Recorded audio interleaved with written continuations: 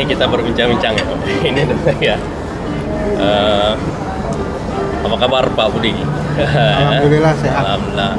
Jadi dengan izin Allah hari ini kita sudah bertemu di tempat yang sangat sederhana ini. Terima kasih atas undangannya. Jadi kemarin acara di kampus Pak. Iya, saya ada di kampus kemarin. Beneran saya dosen juga. Oh dosen. Baru kurang dari 2 tahun. Oh ya. Itu berkat Allah Subhanahu wa Ta'ala dan dari PKBM punya bisa jadi dosen. Alhamdulillah. Jadi saya ini dari Aceh Pak. Saya dari Aceh. Kalau berbicara PKBM, saya ada mendirikan PKBM namanya PKBM Tugu Markah. Jadi kebetulan saya dengan usaha tim, jadi sudah menulis satu buku yaitu buku PKBM. Nah, itu PKBM buku itu saya tulis tentang publikasi kegiatan-kegiatan dan regulasi-regulasi yang saya tahu, saya tulis di buku, agar alumni nanti bisa menjadi referensi. Nah, ini Pak Budi, makanya saya kejar-kejar Pak Budi ini, WA dan sebagainya kan. Udah dari beberapa hari ini baru ada waktu Pak Budi ya.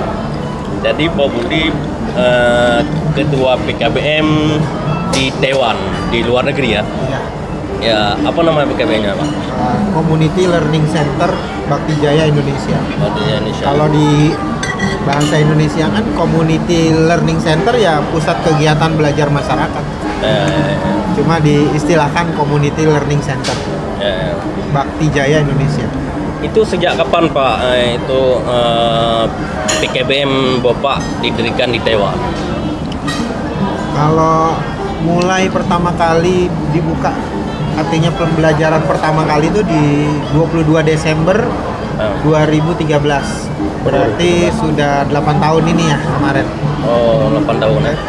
Jadi 8 tahun itu mulai pertama kali belajar. Saya masih ingat waktu itu belajarnya pertama kali pembukaannya itu di kantor Dagang Ekonomi Indonesia di aula lantai 6 di Taipei, Taiwan Pak. di Taiwan. Itu dibuka langsung oleh ketua Bapak Kepala Kantor Dagang Ekonomi Indonesia pada saat itu. Jadi memang dasar dari Taiwan Pak Budi, atau memang asli Indonesia atau asli Taiwan? Saya orang Indonesia asli. Indonesia. Kayak mana juga bisa ada jaringan di sana, bisa buka di sana? Kelahiran Jakarta, jadi asli dan memang panjang ya lika-likunya untuk mendirikan PKBM di sana. Ya, itu nggak mudah. Ya. Rupanya PKBM itu hebat Pak. Bukan hanya dalam negeri, di luar negeri pun ada. Ya, Jadi, alhamdulillah. ya kan? Jadi kalau masyarakat kadang-kadang masih sangat sedikit bahwa dia tahu ada PKBM di luar negeri. Ya. Sementara kan di Taiwan kan ada juga orang-orang Indonesia yang dari sini jadi kerja di sana yang putus sekolah. Jadi dengan adanya PKBM tempat wadah pendidikan itu kan bisa menampung orang-orang itu bisa di situ ya. Itu bagaimana ceritanya Pak bisa itu hingga dasarnya apa, karena Pak Budi itu orang di Taiwan atau usaha di Taiwan atau kayak mana tuh? Itu kan luar biasa nih Pak Budi. Ya kan? Allah sudah mengkodarkan demikian ya. Ya. Jadi saya itu dulu awalnya bisnis jual beli atau menjual barang-barang kerajinan dari Indonesia di souvenir. Berarti produk Indonesia ya? Produk Indonesia dijual ke luar negeri. Luar negeri. Seperti produk apa Pak? Ya souvenir, seperti saya ambil dari Jogja itu kayak batik kayu. Oh, batik-batik tuh? Batik-batik kayu yang dari kayu dibatik gitu ya. Nah itu laku tuh, ada souvenir kecil model kayak lukisan yang dibatik, kayu yang dibatik. Nah, itu sangat digemari di negara-negara luar. Dulu saya memang bisnisnya itu. Unik ya kira. Ya, jadi handicraft. Ya. Handicraft. Nah, pada saat saya ke Taiwan di 2013 itu di bulan April. Ya. 2013 April saya hadir ke salah satu pameran di Taiwan. Awalnya itu. Nah, begitu sampai di satu tempat namanya Taipei Main Station. Ya. Orang sebutnya TMS, itu ada seperti mall, Ya. tapi luasnya mungkin 2 kali lapangan bola gitu ya. Oh, luar biasa. Di situlah saya ketemu, kaget begitu banyak orang Indonesia di Taiwan. Jadi di satu mall ngumpul mereka bawa makanan, terus kumpul bareng, dan disitulah saya melihat, wah ternyata banyak orang Indonesia di Taiwan. Dan pada saat itu saya ketemu salah satu, saya sapa, terus saya diajak makan, nimbrung kayak gini nih. Sengaja makan, tapi makannya di lantai gitu. Dan makan di lantai, tapi bersih ya lantainya. Dan AC gitu ya. Nah terus saya tanya, aslinya dari mana? Itu mbaknya dari Lampung gitu waktu itu. Dari Lampung. Terus saya tanya, di sini sebagai apa? Dia bilang sebagai pekerja migran. Dulu namanya TKW ya, tenaga kerja wanita. Tapi saya nggak percaya, masa sih gitu. Saya pikir mbak manajer gitu, karena pakaiannya rapi gitu ya. Bukan Indonesia ya. Dulu handphonenya tuh lagi musim pada saat itu tab yang besar tuh Samsung waktu itu. Nah terus dia saya tanya mau kemana, dia bilang mau ke kantor dagang ekonomi Indonesia, kantor KDI ya, perwakilan Indonesia di Taiwan itu namanya kantor dagang ekonomi Indonesia. Mau belajar komputer katanya. Boleh nggak saya ikut? Oh boleh gitu. Akhirnya saya ikut, tapi sebelum itu saya ngobrol dulu sama teman-temannya yang di tempat makan bareng itu. Jadi pas ngobrol saya tanya lagi, ini siapa? Aslinya dari Jawa Tengah waktu itu. Terus dengan gaya yang sama saya tanya, dulu sekolahnya lulusan apa? Dia bilang nggak sekolah. Jadi padahal dia pakaiannya bagus ya. Jadi nggak sekolah bisa keluar negeri. Nah itu dia, kita kalah kan, uji nyali kita kan. Saya ya waktu itu sudah S2 ya. Baru sampai Taiwan gitu. Dia nggak sekolah udah sampai Taiwan. Udah dapat kerja lagi. Udah dapat uang lagi. Nah jadi awal mulanya itu. Terus kenapa nggak sekolah? Karena dulu nggak sempat. Jadi dulu membiayai keluarganya, adiknya sekolah, jadi dia tidak bisa melanjutkan sekolah. Jadi dia nggak ada kesempatan. Nah terus saya tanya, itu handphonenya bagus banget gitu kan. Terus beli di mana? Di Indonesia, di Taiwan. Harganya mahal kan. Nah terus saya tanya, gimana cara minta alamat emailnya dong gitu. Ternyata saya nggak tahu email saya. Lah itu kan handphonenya pasti ada email. Itu dibikinin oleh toko. Jadi gali potensi ya. Jadi mereka nggak bisa bikin email. Nah terus saya tanya lagi, apa kalau misalkan dibutuhkan di Taiwan ini yang belum ada? Kalau bisa ada kejar paket katanya. Karena di Taiwan sekarang mau ngelanjutin sekolah nggak bisa. Nah temennya yang tadi pertama itu dia udah lulus SMA, dia kuliah di Universitas Terbuka Taiwan. Kalau yang tadi, cuman dia belum mahir dalam bidang komputer, dia makanya mau belajar. Ada pembelajaran gratis di KDI. Universitas Terbuka itu dasar dari Indonesia juga kan? Dari Indonesia. Jadi saya ambil makan ya? Iya. Jadi uniknya gitu. Handphonenya bagus, tapi mereka nggak tahu emailnya dibikinin sama toko. Nah sebelum ke KDI saya datang tuh ke salah satu organisasi di Taiwan, ngelihat pembelajaran bahasa Inggris, bahasa Mandarin, bahasa Inggris. Nah di situ saya ketemu lagi banyak PMI, jadi saya tahu masih di sekitar TMS itu. Nah akhirnya saya ke kantor KDI. Di situ anak-anak mahasiswa sedang mengajar para PMI belajar komputer. Jadi mereka punya komputernya. tapi menggunakannya belum mahir. Nah, disitulah saya bertemu dengan mahasiswa itu dan mereka menanyakan ke saya bisa nggak membantu kami untuk mendirikan pendidikan kesetaraan kejar paket C. Ya.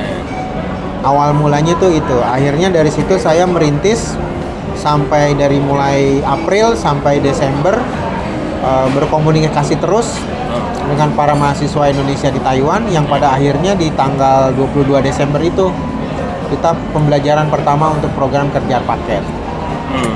Awal mulanya seperti itu. Jadi pada dasarnya ceritanya ada kerjasama dengan mahasiswa lah sebenarnya. Iya. Jadi untuk memberi izin itu, untuk izin operasional itu bagaimana? Izin operasional yang kita dapat itu nggak mudah. Jadi 2013 kita mulai belajar. 2016 itu baru keluar surat rekomendasi dari Kantor Dagang Ekonomi Indonesia kalau kami menyelenggarakan pendidikan. Ya. Berarti manajemennya bukan dari Indonesia dulu ya? Bukan. Berarti dari sana dulu ya? Jadi dari 2016 kita baru diberikan surat rekomendasi dari Kantor Dagang Ekonomi Indonesia. Ya. 2016 itu berarti kan 3 tahun ya pembelajaran ya? Ya. 2013 operasional. Ya. 14, 15, 16. Berarti kan anak yang tadi kelas 1 udah bisa ujian kan? Udah bisa ujian. Udah kelas 3. Nah, di 2016 itu adalah kita diberikan pertama kali untuk surat itu untuk menyelenggarakan ujian nasional. Waktu itu kan masih ada ujian nasional ya? Oh ya, UNBK. Belum, masih ujian UNPK. UNBK. Ujian nasional berbasis kertas pensil ya? UNKP ya? Pertama. Ujian nasional kertas pensil. Ya, jadi belum komputer. Komputer itu kami melaksanakan di 2018. Dari surat rekomendasi itu baru 2018 kita keluar izin operasional. Jadi nggak berapa 5 tahun beroperasional baru izin operasional keluar. 5 tahun. Itu perjuangan untuk mendapatkan izin operasional juga nggak mudah. Nah, Waktu itu mendapatkan izin operasional di tempat proses pembelajarannya di Jadi, Taiwan. Izin operasionalnya itu kalau di luar negeri dikeluarkan oleh Menteri Pendidikan dan Kebudayaan langsung. Oh, berarti untuk bisa setelah ada izin operasional di tempat kita melaksanakan kegiatan, kemudian harus ada izin operasional dari menteri lagi ya, menteri pendidikan kita ya. Jadi bukan izin operasional. Kalau yang di Taiwan itu adalah surat rekomendasi. Oh. Bahwa kita memang menyelenggarakan pendidikan di sana. Nah itu kan perlu dicek juga. Ya. Tempatnya punya nggak, siswanya ada nggak, dicek oleh perwakilan Republik Indonesia di sana. Sudah oleh duta. Ya kalau di sana namanya Kantor Dagang Ekonomi Indonesia. Jadi mereka benar-benar ngecek dulu. Jangan sampai memberikan izin tahu-tahu yayasannya nggak jelas. Ya. Nah dari surat rekomendasi itulah dasar pemerintah Indonesia dalam hal ini Kementerian Pendidikan untuk mengeluarkan izin operasional.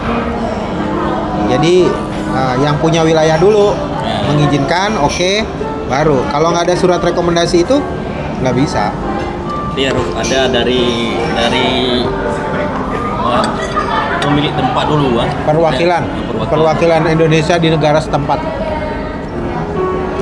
Jadi pesertanya itu orang-orang mana aja? Seluruh Indonesia ya yang di situ. Peserta didik kami itu yang paling banyak memang dari pekerja migran Indonesia yang bekerja di Taiwan. Jadi istilah TKI sekarang dirubah menjadi pekerja migran Indonesia. Jadi lebih smooth ya. Itu yang banyak. Yang kedua, anaknya para pejabat Kantor Dagang Ekonomi Indonesia yang ada di Taiwan yang menitipkan anaknya untuk sekolah di PKBM kami. Tuh. Terus ada juga anak mahasiswa. Ya. Jadi ayah ibunya mendapatkan beasiswa kuliah di Taiwan, anaknya sekolah di tempat kami. Oh. Ada juga warga negara Indonesia keturunan. Jadi dia warga negara Indonesia, nikah sama orang Taiwan. Nah, sudah menjadi warga negara sana. Nah, dia sekolah juga di kami. Nah, ini yang terbaru. Ada siswa kami, istrinya profesor. Wah. Jadi dia suaminya profesor, warga negara Jerman, tapi mengajar di kampus Taiwan. Istrinya Purna, PMI, sekolah kejar paket di tempat kami. Jadi profesor itu kami angkat sebagai advisor atau penasehat di PKBM kami. Jadi kebanyakan PMI, ada juga anak dari pejabat di kedutaan, terus anak mahasiswa, dan itu tadi warga negara Indonesia yang ada di Taiwan, warga negara keturunan. Bahkan dengar-dengar ada anak dosen lagi ya? Ada anak dosen. Anak dosen itu dari Aceh. Aceh. Kalau ada Bang Nayan, salam dari saya. Oh ya. Dia dosen di Universitas Malikul Saleh. Ya. Bang Nayan. Jadi 3 anaknya dipercayakan sekolah di kami, dikejar paket A. Bang Nayan, kalau yang nanti yang nonton Bang Nayan, saya sedang dengan Pak Budi. Salam untuk Bang Nayan. Jadi pas kebetulan Universitas Malikul Saleh juga ada bekerja sama dengan PKBM kami. Alhamdulillah. Jadi ada dosen dari Malikul Saleh beri materi kepada di tempat kami untuk warga pelajar di PKBM Pemerintah juga. Terakhir anak beliau yang nomor 3 ya, itu kejar paket A tahun 2020 kemarin lulus. Sekarang ada mahasiswa dari Aceh juga. Anaknya suami istri dapat beasiswa di daerah Tainan.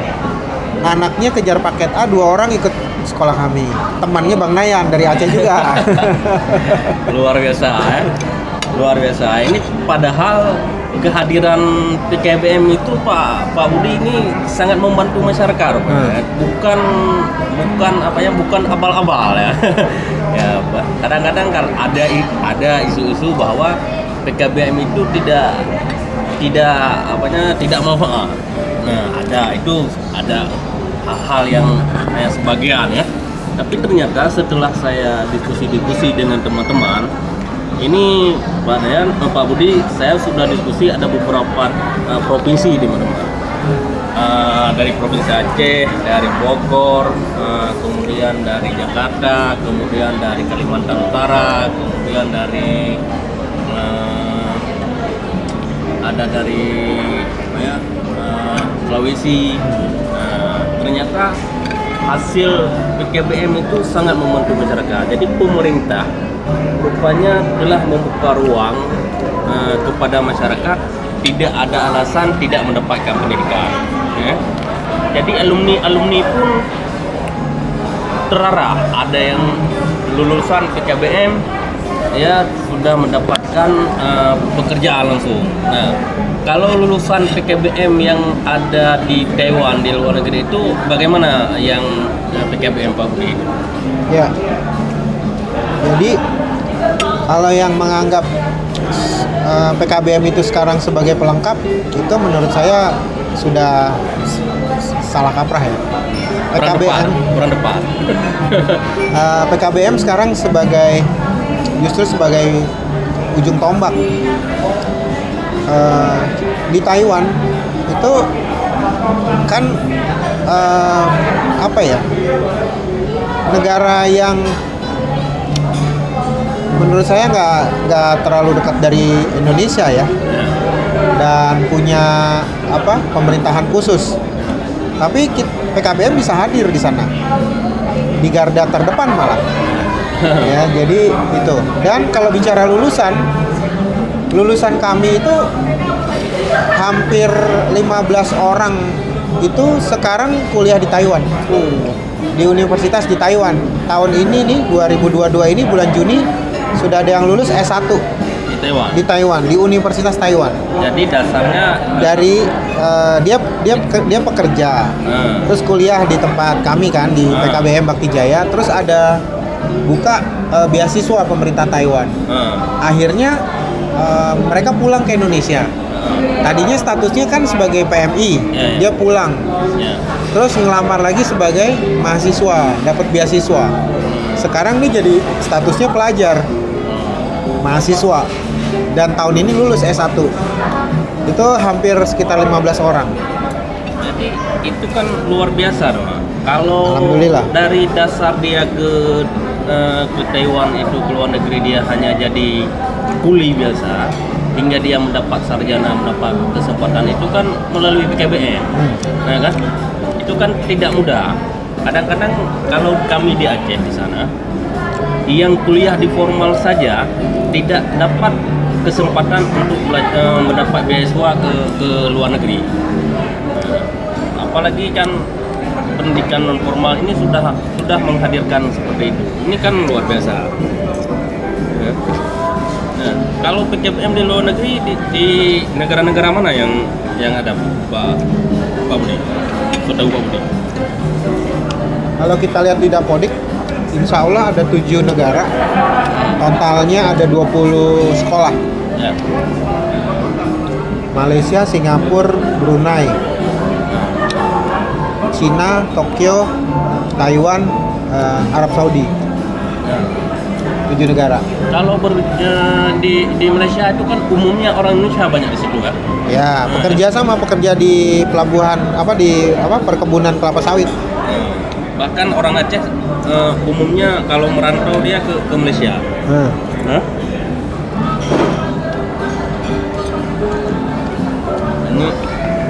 Ini sangat luar biasa. Menurut Pak Budi sekarang dosen di Universitas apa? Muhammadiyah Tangerang. S3-nya Saya belum. Rencana tahun ini mau ambil. oh ya. Baru S2. S2-nya jurusan apa? Saya jurusan sumber daya manusia, manajemen. SDM. Nah, menurut Pak Budi, pandangan Pak Budi tentang hadirnya PKBM dan manfaatnya pendidikan non formal, karena sama kita kan ada yang pertama pendidikan informal, kemudian pendidikan formal, kemudian pendidikan non formal. Nah, ini bagaimana menurut Pak Budi tentang pendidikan non formal, khususnya di PKBM di seluruh Indonesia bahkan di luar negeri? Pendidikan non formal itu sangat mendukung program pemerintah. Jadi yang belum tersentuh oleh pemerintah, kita hadir. Ya, bukan sebagai pelengkap tapi sebagai pendorong gitu ya. Jadi sebelum pemerintah hadir artinya pendidikan formal belum hadir, kita sudah hadir duluan. Di Taiwan itu belum ada sekolah formal, yang ada sekolah non formal. Jadi di Indonesia ini sebelum hadir formal sudah ada non formal dulu ya. Karena sekolah formal ini setelah Indonesia merdeka baru ada kan? Tapi kalau non formal ini sebelum merdeka sudah mulai ya. Oke, kalau di Taiwan itu gimana? Itu formalnya, non formal bahkan. Ya. Belum ada sekolah formal. Ya. Indonesia ya, sekolah Indonesia belum. Ya. Tapi non formal PKBM sudah bisa hadir di sana untuk membantu masyarakat. Warga negara Indonesia yang ada di sana. Ini sangat luar biasa. Jadi manajemen itu proses pembelajarannya itu bagaimana itu di sana? Kalau Jadi siswa-siswa kami itu kan pekerja. Mereka kalau siang itu full. Kebanyakan mereka di sana itu sebagai caregiver, perawat orang tua. Jadi bukan seperti pada umumnya. Kalau kita namanya asisten. Bukan menjaga orang tua. menjaga orang tua. Jadi usia hidup orang Taiwan itu sampai 90 tahun. Jadi kebanyakan merawat orang tua yang sudah kakek, nenek-nenek gitu ya. Nah, yang jagain tuh orang-orang Indonesia, para pekerja migran itu. Jadi mereka kalau siang itu ya seperti suster lah ya. Jadi sebenarnya pekerjaan suster tapi bukan suster, mereka caregiver lah ya. Nah, mereka hanya ada waktu malam hari, itu pun kadang-kadang baru larut malam dia bisa istirahat. Terus jarang libur. Jadi paling sebulan sekali libur aja itu udah bagus. Nah, jauh sebelum COVID kita sudah melaksanakan pembelajaran secara online sebelum COVID. Jadi dari 2013 memang belajarnya menggunakan pembelajaran online. Dulu belum ada Zoom, belum ada Microsoft Teams. Dulu ada namanya Skype, sudah ada. Skype sekarang kan diambil oleh Microsoft Teams. Dulu kami menggunakan salah satu aplikasi dari India. Jadi belajar tatap mukanya seperti Zoom itu dari India dulu. Nah, belajarnya malam hari. Dari jam 9 sampai jam setengah 12 malam. Jadi dulu belum ada setara daring nih. Jadi kita seperti itu belajarnya. Setiap malam masuk kelas dari jam 9 sampai jam setengah 12. Nah, alhamdulillah pas udah ada COVID, kita nggak kaget. Emang udah biasa belajar online. Bukan hal baru. Jadi kita udah nggak kaget, jadi udah biasa. Dan dengan pembelajaran online itu jadi justru PKBM makin dekat jaraknya dengan Indonesia, karena dulu di Indonesia kan nggak musim yang namanya Zoom ya, meeting. Sekarang dengan adanya COVID kita banyak belajar, jadi makin dekat lagi. Jadi makin mudah ya. Makin mudah, makin dekat. Jadi kalau dulu kita, wah itu hal yang aneh. Yang paling menguntungkan mereka adalah sinyal di Taiwan tuh bagus. Harganya juga masih terjangkau. Kalau sinyalnya itu pakai sinyal apa di sana? Sekarang udah hadir Telkomsel, kartu AS. Kalau dulu belum ada. Dulu pakai namanya di Taiwan ya Taiwan Mobile, terus Changhua, banyak lah operatornya. Kalau sekarang kartu AS sudah hadir. Jadi Pak Budi berapa lama di Taiwan, misalnya untuk 1 bulan, 2 hari atau kayak mana di Taiwan itu memimpin lembaga itu kayak mana? Saya pulang pergi Jakarta Taiwan. Tiap minggu? Enggak, mungkin di sana sebulan, 2 bulan. Jadi sebelum COVID itu Taiwan dengan Indonesia itu nggak terlalu mahal dan nggak terlalu jauh ya. Berapa lama itu kalau pesawatnya? Sekitar 4 jam setengah. Dari ini? Dari Jakarta. Dari Jakarta transit gimana? Nggak transit langsung? Pasti saya paket yang transit karena cari tiket ekonomis. Ada yang transitnya di Kuala Namu, dari Kuala Namu Singapura baru ke Taiwan. Berarti dari Kuala Namu Singapura. Ya, Kuala Namu biasanya kalau Kuala Namu tuh ada Air Asia ke Malaysia. Berarti 2 kali transit. Ya. Yang penting kan sampai tujuannya. Dan itu saya jalanin selama COVID tuh 2019 ya. Baru 19. Sekitar 7 tahun lah. Jadi ya nggak mudah. Tapi saat ini kami sudah memiliki tempat operasional untuk sekretariat di sana di Taiwan. Jadi buat teman-teman belajar nggak khawatir. Jadi ada tempat, walaupun saya di Indonesia, mereka belajar rutin di tempat sekretariat kita. Ada staf sana ya? Ada staf kami di sana. Jadi, staf kami juga sama dari pekerja migran Indonesia yang di sana, yang dia secara sukarela membantu teman-teman. Jadi perjuangan itu tidak mudah. Tidak mudah. Makanya kan saya selalu ingat moto PKBM, berkarya, berbakti, peduli. Ya kan? Kalau saya mendengar penjelasan dari Pak Budi itu tentu didahului dengan karya, ya kan? Berkawan dengan orang Indonesia yang ada di sana, kemudian buat pendekatan-pendekatan. Nah, akhirnya baru mengabdi ya, jadi memberikan pelayanan kepada warga negara Indonesia ya. Kemudian peduli, dengan peduli ini kita saling peduli ya, bagaimana ini hingga kan bisa terbantu warga masyarakat di Indonesia ini tidak ada alasan tidak mendapatkan pendidikan dimanapun berada. Nah, ini sangat luar biasa. Terima kasih Pak Budi ya. Jadi pesan saya untuk teman-teman mengelola PKBM ya. Konsisten dalam melaksanakan penyelenggaraan PKBM, karena jangan dilihat dari satu sisi, dari sisi keuangannya saja ya. Tapi ada sisi-sisi lain yang bisa kita kelola dengan adanya PKBM. Mohon maaf ya, dari tahun 2013 sampai sekarang kami tidak pernah menerima BOP. Jadi nggak ada dana operasional buat PKBM. Kalau di Indonesia, alhamdulillah itu harus sudah disyukuri ya. Artinya pemerintah memperhatikan. Tapi bukan berarti yang di luar nggak diperhatikan, bukan. Karena pemerintah punya skala prioritas. Mungkin dirasakan yang di Indonesia masih lebih memerlukan. Kalau di Taiwan itu kan mereka punya penghasilan dan kalau dilihat dari sisi visibility study lah kalau dalam usaha ya, sejak 2018 sampai dengan 2021 masih sedikit yang sekolah di PKBM.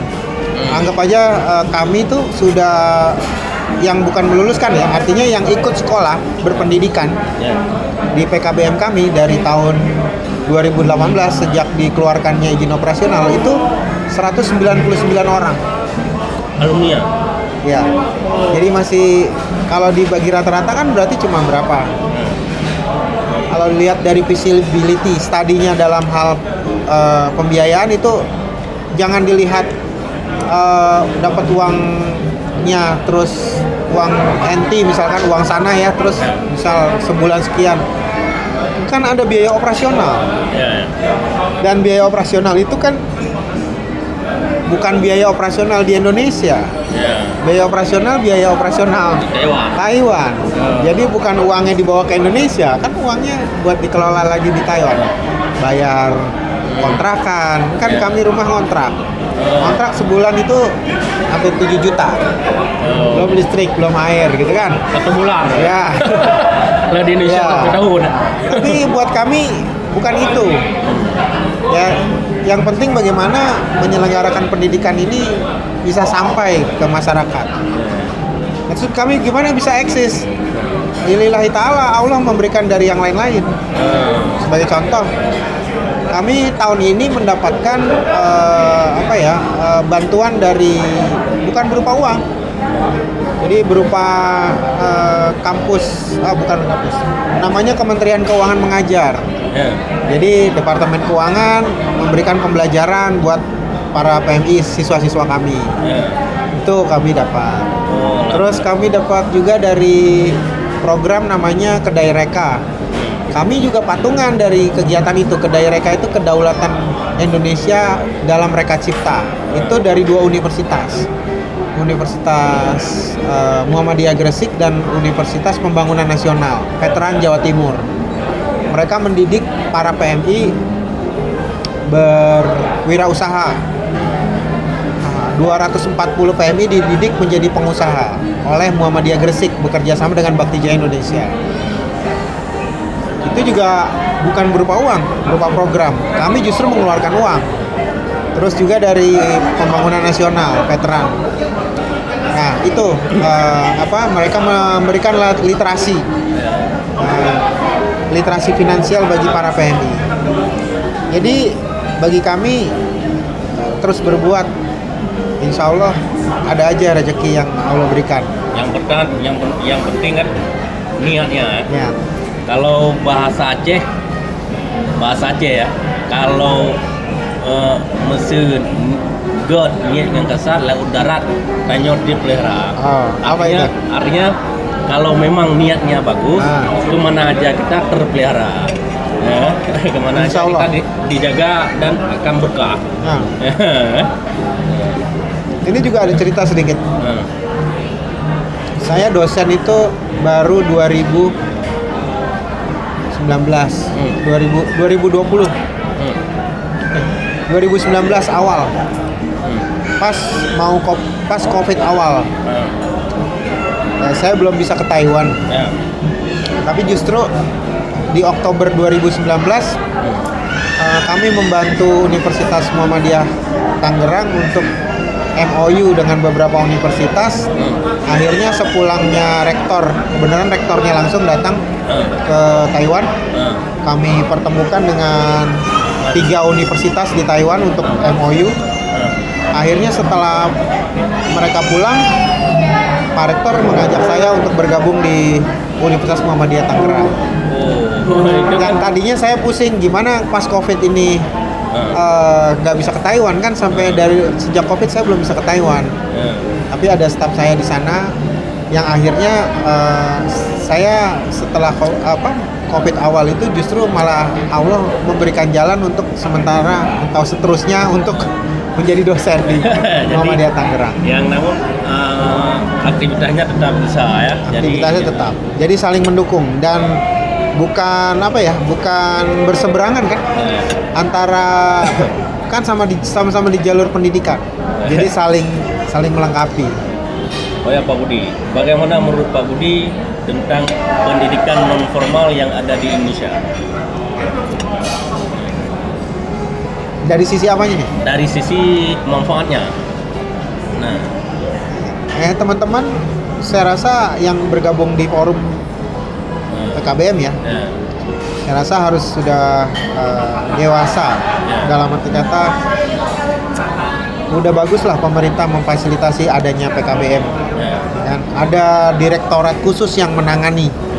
Jadi maaf dulu, saya waktu mendirikan PKBM 2013 tuh baru dibentuk juga itu.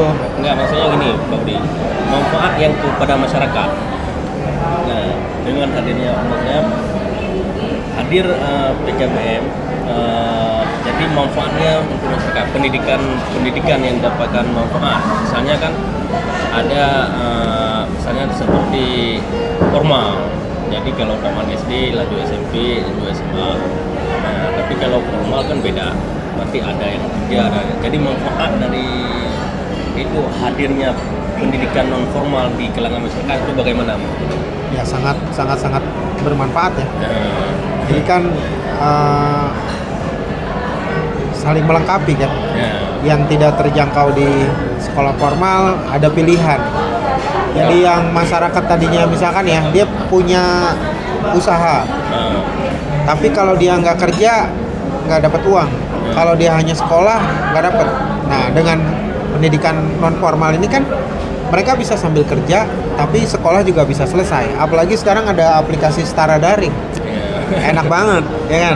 Berarti kapanpun, dimanapun dia bisa buka, ya kan? Berarti solusi. Berarti bisa menjangkau yang tidak terjangkau. Solusi. Kami juga di Taiwan pakai setara daring, jadi alhamdulillah lebih mudah lagi. Dulu belum ada setara daring, kita pakai grup Facebook, pakai grup ini, tapi tetap semangat. Nah, sekarang ada setara daring, harusnya dimanfaatin. Lebih efektif lagi ya. Iya. Oke, Pak Budi, terima kasih ya atas pertemuan dan waktu yang diberikan. Kapan-kapan saya mau main ke Aceh ya. Ya, siap ditunggu ya. Teman-teman, salam buat teman-teman di Aceh. Oke, kalau ke Aceh itu yang bisa dengan pesawat itu ada 2. Ke Banda Aceh dengan Tiluk Snoe. Di situ ada. Nanti kalau Tiluk Snoe nanti kota-kota. Siap. Ini lebih dekat ke Lok Sumawe. Kalau Tiluk Snoe itu dengan saya cuma 1 jam. Berarti bisa jemput seperti hari ini dari sana ke sini. Jakarta Barat dengan Jakarta Timur ya. Oke, terima kasih. Assalamualaikum warahmatullahi wabarakatuh. Oke. Jadi teman-teman, rupanya pendidikan non formal itu dimanapun berada sangat bermanfaat. Jadi menjadi solusi bagi bagi masyarakat. Jadi mari sama-sama kita memperkuatkan, memberi pelayanan dimanapun kita berada dan memberi kesempatan kepada masyarakat dan mengajak masyarakat bahwa pendidikan itu penting, tidak ada kata terlambat. Nah, jadi pemerintah telah membuka ruang yang sangat luas adalah untuk mendapatkan pendidikan kepada masyarakat. Jadi tidak ada alasan tidak mendapatkan pendidikan. Jadi ingat teman-teman bahwa pendidikan itu memang bukan menjamin untuk sukses, tapi dengan pendidikan itu yakin akan mendapatkan kesuksesan. Ya. Jadi ada dalam sebuah buku Rahasia Sukses Belajar, orang bodoh mau tidak mau, sadar tidak sadar selalu ditipu oleh orang pandai. Jadi pendidikan tinggi, pendapatan tinggi. Nah, terima kasih. Semoga kita sehat selalu. Yang menonton menjadi pedoman dan bisa bermanfaat. Jangan lupa subscribe dan like. Oke.